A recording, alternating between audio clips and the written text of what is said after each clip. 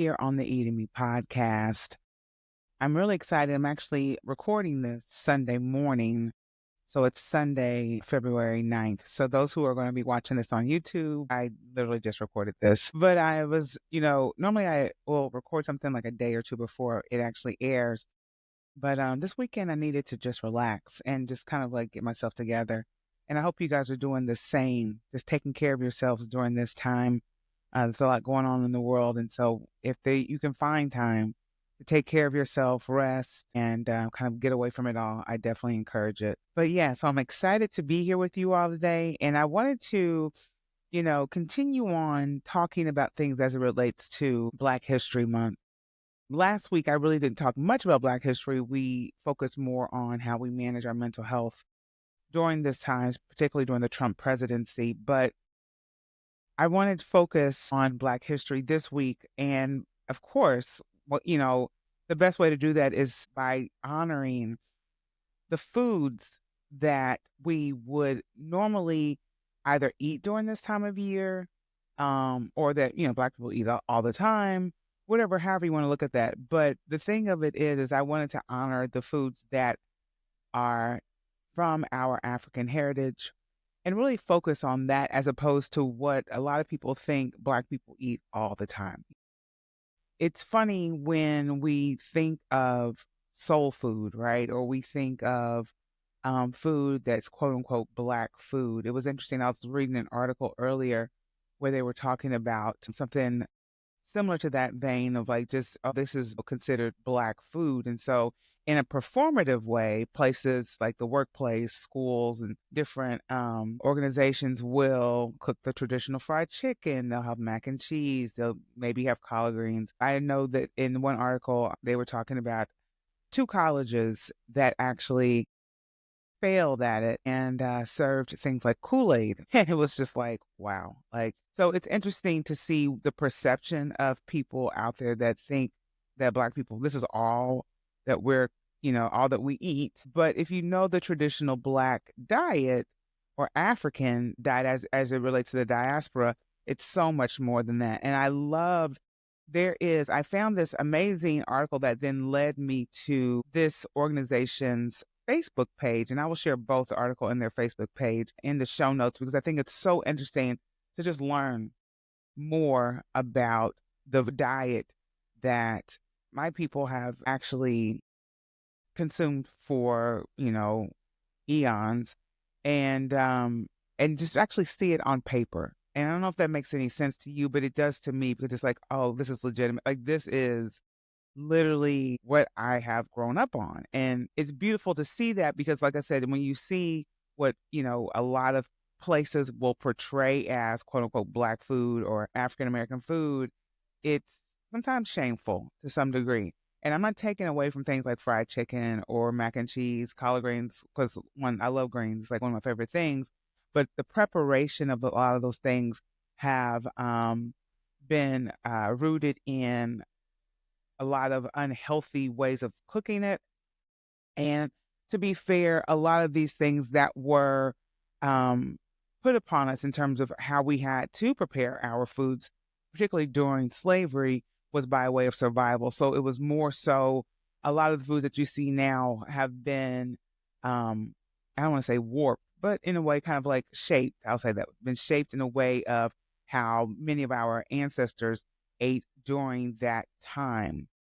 And it's beautiful to know, at least for me, that beyond slavery, we had thriving lives and we had ways of creating culture and building on how we ate and how we commune together. And it shows even now how we do those things despite the horrible situation of slavery. Even though it did happen, we did create some things out of that. But beyond slavery, there was life before that time. And I really want to talk more about those things and just how we have thrived beyond slavery and so pre and post slavery, right? So this particular article I found, it talks about, the title is Celebrate Black History Month with Old Ways, Honoring African Heritage and Health Through Stories, Food, and Community. And so in this actual article, I loved it because it really focuses on basically everything I kind of like led up to before talking about the article. In the article, and you'll see if you pull it up,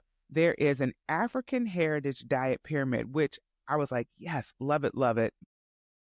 It, kind of gives you the pyramid, which you would traditionally see how we brought up. If you grew up around the time that I grew up, you remember the food pyramid that was sent out by I think it was the USDA. And, we thought that we would follow that and that would be the way of actually, staying healthy and thriving and living.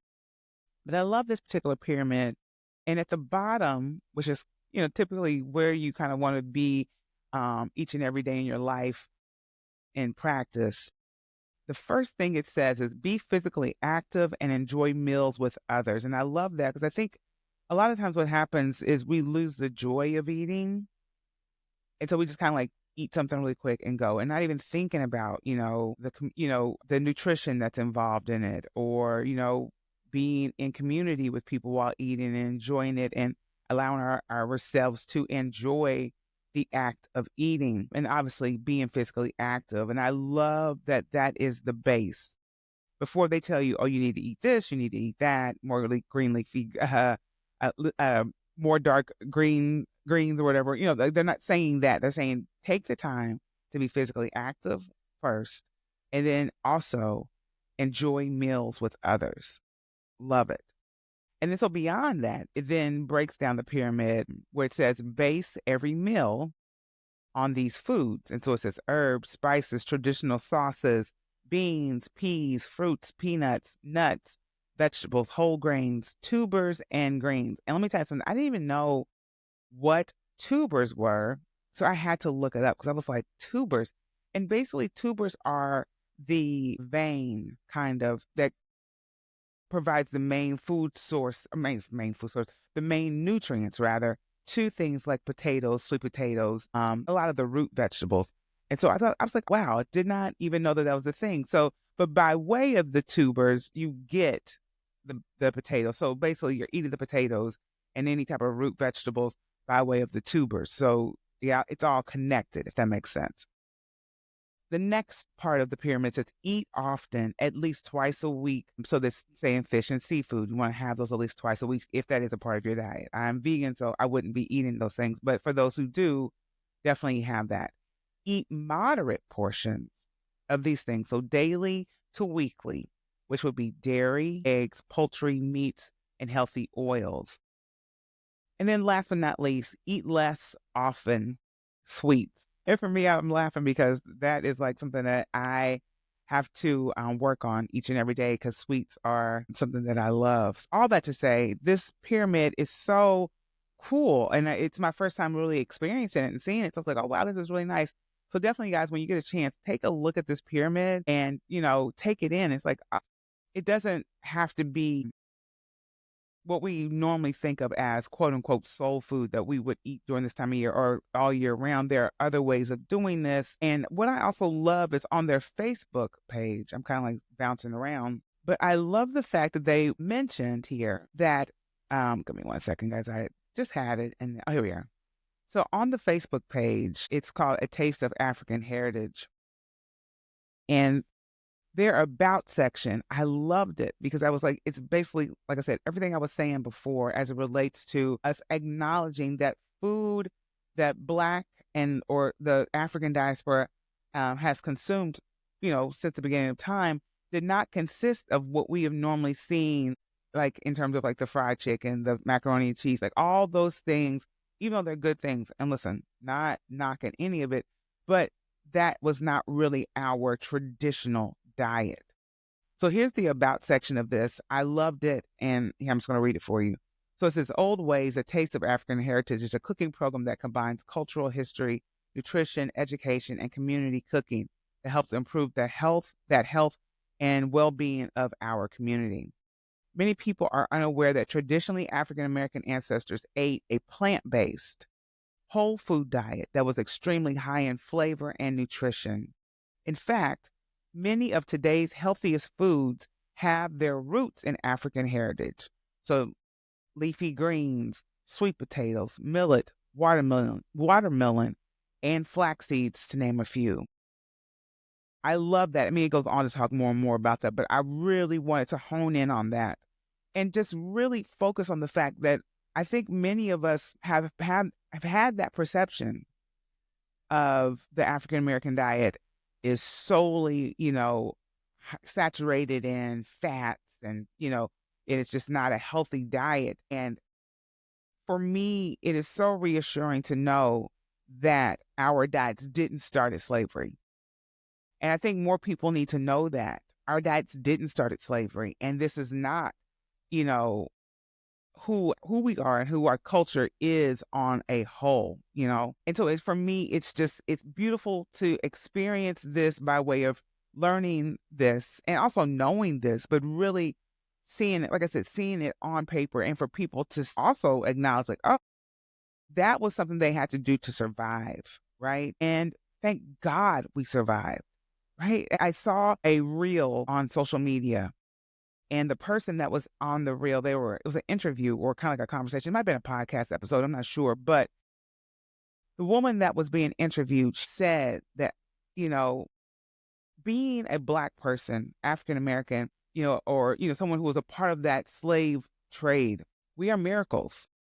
And she was like, I'm looking at a miracle and you're looking at a miracle, because there were two Black people. And she said, the idea, and I'm totally paraphrasing, but the idea of us surviving this long, I don't think that was meant to happen. The hope was to use this for our labor, and then hopefully we would kind of like disperse or however else, they could possibly eliminate us. So we are miracles.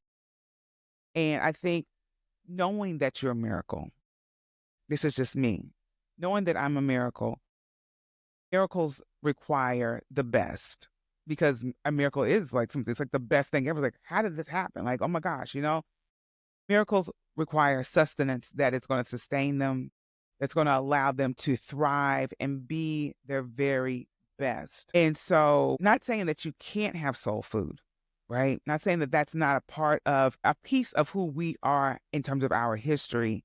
Definitely acknowledge it and enjoy those foods, and even find ways to make them healthier. When I think of things like macaroni and cheese and collard greens or turnip and mustard greens, which I grew up on turnip and mustard greens. But for those of us who do eat greens and things of that nature, there are ways to cook it that is still flavorful, like tastes amazing, and don't require a bunch of oil and things like, pork that's added to it. If you want to do that here, every once in a while, fine. But for that to be your consistent diet, you being a miracle, you want to take care of your body. You want to, thrive despite all the things that people have put up against us. This would be the way to do it. Would be go back to the traditional ways of eating, the way our ancestors pre-slavery were eating. And even, sometimes during slavery, when they could find these items, they were eating them because it was a part of their culture. So all that to say, guys, I feel like now more than ever, we need to start going back to what, this article says and what this organization is about, called Old Ways Heritage. We need to go back to those old ways. We need to hone in on what that looks like in terms of how we start really being mindful of our diets. And even on the vein of people acknowledging Black History Month, and really wanted to provide some type of celebration that involves food. Find foods that could be pre, post, or during slavery, could be all that, but it also could be a learning tool, right? When you do incorporate these foods in your celebrations, why is this something that was eaten maybe during slavery, right? Provide education around it. Don't just throw it out there and be like, oh, here's some fried chicken, right?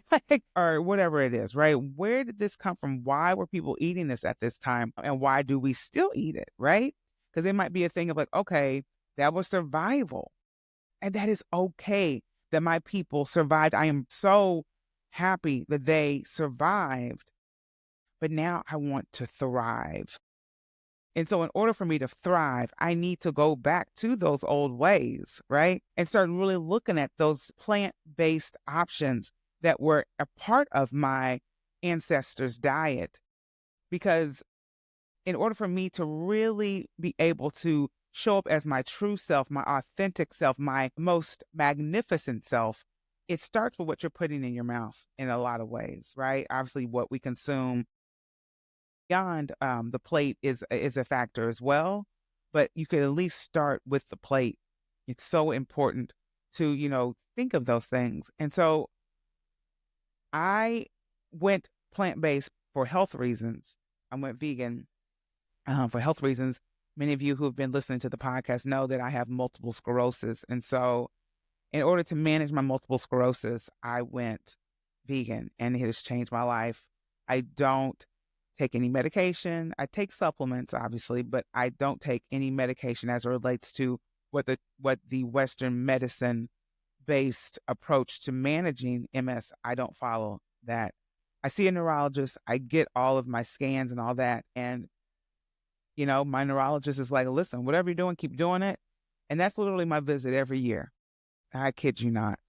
That is my visit every year. I encourage more people to incorporate more plant-based things in their diet. It doesn't have to be, or it shouldn't be, the processed meats, right? Those things are processed.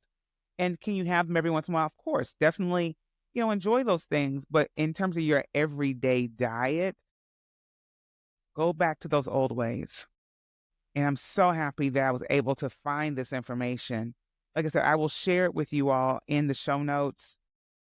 Definitely hit me up and let me know if you've changed your diet by way of learning that our ancestors, pre-slavery were, more consumed with plant-based eating than what we have been conditioned to think. It's so refreshing.